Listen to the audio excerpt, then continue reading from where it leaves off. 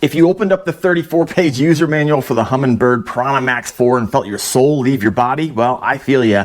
I took the mental damage for you, read it, decoded it, and I'm gonna walk you through the 8 things that are gonna help you get on fish faster. Let's hop in. First thing you're gonna wanna know is the button interface, right? This is the main control for the entire unit, and it's really actually pretty simple. On the Humminbird PiranhaMAX, there's only 4 buttons, right? If you look back here on the Lowrance Eagle 4X, there's like 7 or 8 buttons. Same thing with the Garmin Striker 4. However, this guy is going to be a whole lot simpler for you, so if that's what you're looking for, awesome. All right, so let me walk through the buttons on the left. This is going to be your power menu key, right? This is the main button control for the entire unit. It's going to open up menus. It's going to confirm settings. It's going to help you back out to the previous screen. And if you touch it, it's going to give you a little bit of backlight as well. Then, of course, you got your up and down. These are going to be your navigation and adjustment keys, right? You're going to scroll through the menu options. You're going to adjust settings inside any active menu. And here's a hack for you. You can actually change the sensitivity without actually going into the settings. Just by simply going up and down from the Sonar,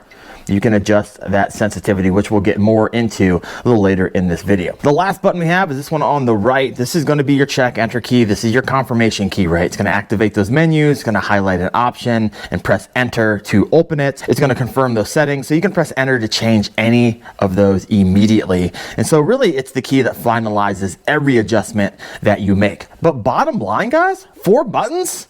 Really zero confusion, but I do recommend learning these buttons before you head out into the water, just to get used to it. It takes about 5 minutes, real easy. Let's hop in, number 2. So now it's understanding this screen, right? And the PiranhaMAX 4 actually gives you pretty good sonar, right? It gives you the depth. As you can see up here, 18 feet. However, it only gives you an upper and lower. And on some of the other units on the competitors, it's actually going to give you a depth range, like 0, 10, 20, 30, 40, 50.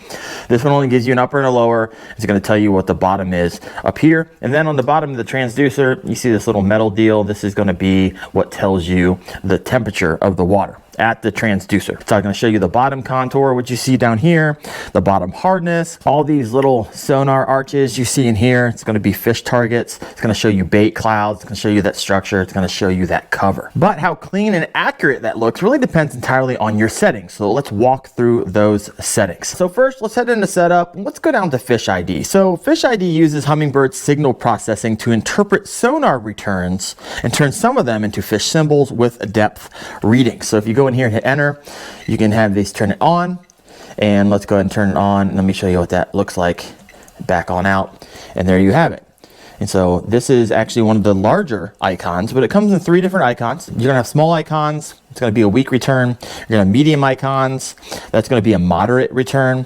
And then a large icon, that's going to be a strong return. You can start to see those now that they're coming on screen. So if you want that raw sonar data, arches and all, turn Fish ID off. So this is a setting most experienced anglers prefer because it gives you the full story, not just these interpreted signals. And so I'm going to go back here and I'm going to turn these alarms. I'm going to turn the Fish ID off and back out.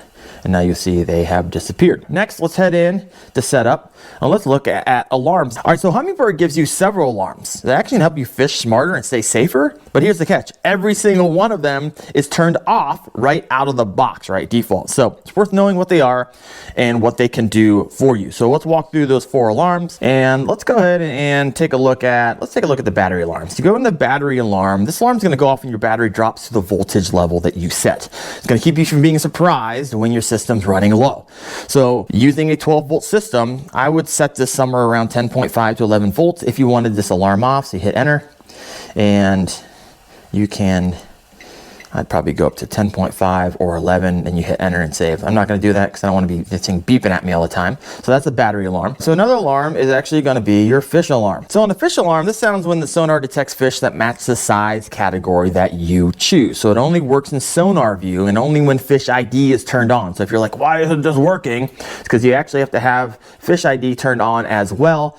And since this is in SIN mode, it's going to allow me to do it. However, it's going to give you the option once you enter. It's going to give you an option for all. This is going to alert with every fish is detected. It's going to give you the option for medium to large returns, right? It's going to filter out small stuff. And then if you head down, this is going to be large for anglers who only want to know about those better fish, right? So if you prefer quiet fishing or raw sonar reading, you'll probably leave this off, but for beginners or casual fishing, it might be helpful.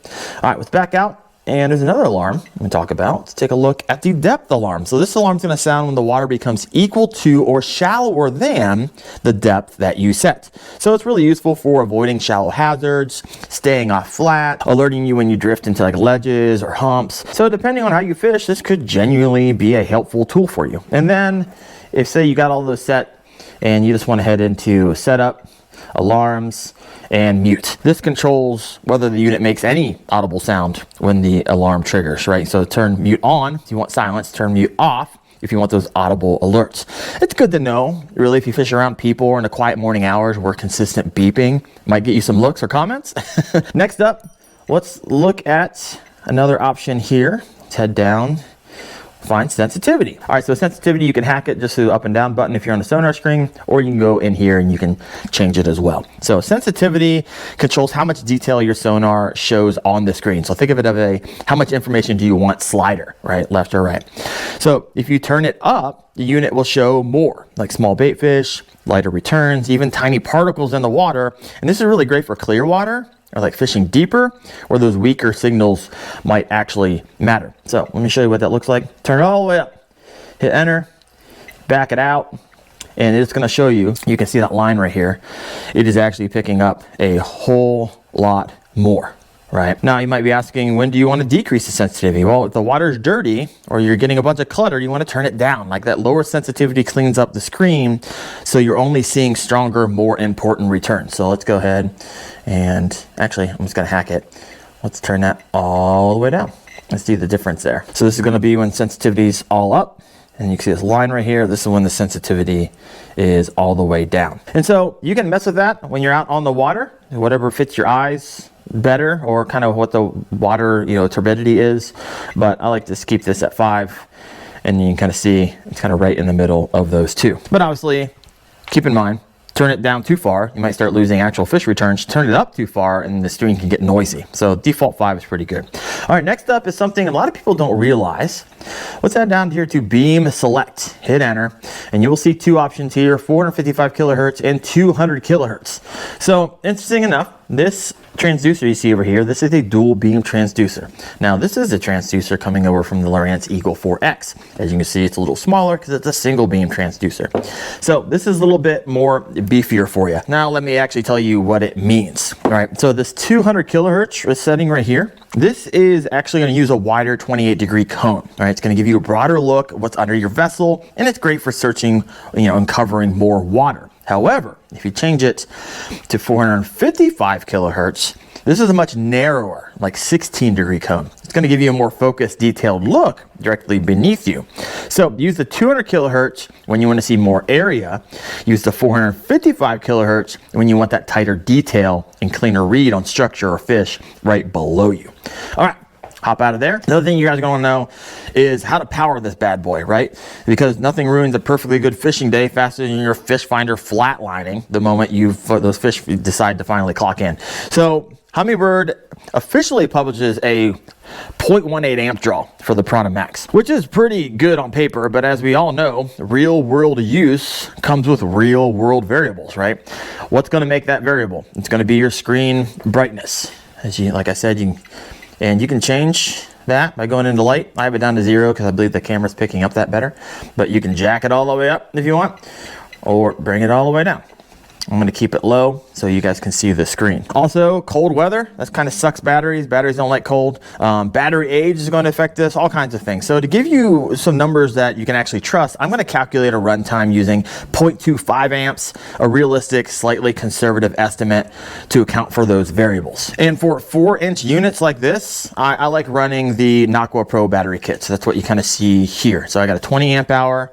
Right here, I got a 10 amp hour, and then you got this tiny one right here. This is a 4.4 amp hour. So let me share with you how long this would actually run this unit. This 20 amp hour, like 75 to 80 hours. Pretty crazy, right? So if you're on those multi-day river trips, perfect. 10 amp hour, of course, you cut that in half. It's gonna be like 40 hours, perfect for those weekend sessions.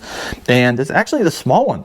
This 4.4 amp hour battery, it's got 17 to 18 hours, right? And on all these, I like to run, this guy right here is gonna be an inline fuse 3 amp. Either way, this unit sips power like it's on like a calorie deficit. So it's pretty wild. All right, now brass tacks. If you already picked up the Humminbird PiranhaMAX 4, it's a good unit, right? It's pretty simple, Sonar only, and I just shared with you how to really max out its performance. However, if you are still searching for the entry-level fish finder, there's actually a lot more competition in the market than you might know.